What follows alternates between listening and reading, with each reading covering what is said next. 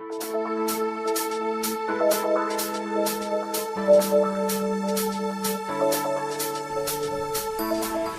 your opinion on vitamin K that's being administered to newborns? My opinion is that the more I read about vitamin K, the more I can't believe that it's injected into newborn infants, and that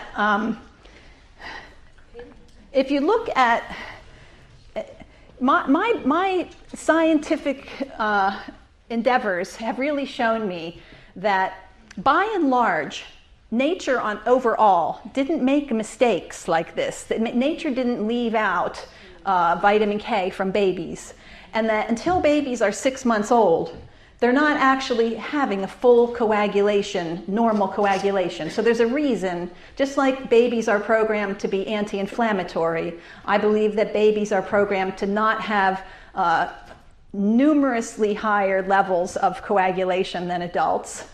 Also, if you look at the coagulation supposed deficits that a baby has, it's not just the vitamin K factors. So I would suggest that you read a lot about it and consider if you feel better about giving it, then only give the drops. But most people I know who understand the difference don't give any at all. And if you do give it, maybe it would just be if there was an extremely traumatic birth. But you have to understand some of the things that medical interventions do at birth. For instance, when the baby is born, what happens is it's a very tight passageway, as we all know. And so the baby is squeezed very tightly. The cranium is made so that it can compact in on itself. The brain is squeezed. There's trauma all throughout the body. About 30% of babies will have microhemorrhages from a normal delivery.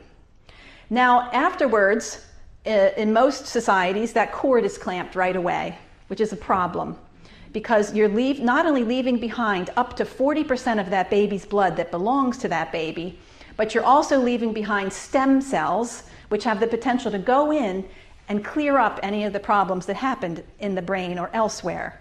Now, if you thicken the blood, 2,000 times more or something like that, then how is that going to affect the ability for those stem cells to go where they need to go?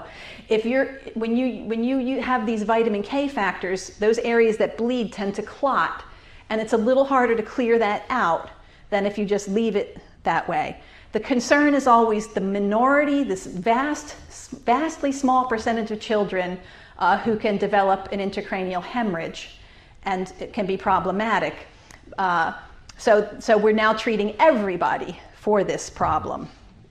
So I think it's important to understand the full spectrum before agreeing to the injection, and it should be your personal decision that you feel comfortable with after knowing what there is to be known about vitamin K, which I believe in the USA has been given since the 1970s, something like that, but before that we weren't giving it. The other thing is that if the baby's clotting is not full until 6 months of age, how long is your injection going to work for? So it's not completely logical that giving a huge injection on the first day of life is going to protect them over the long term. But I think that it's always a good idea for mothers to consume lots of greens during the entire pregnancy if possible, because not only do you get vitamin K that can be delivered to the baby in normal amounts if they need it, but you're also getting folic acid and magnesium and lots of other minerals that are required to build a baby.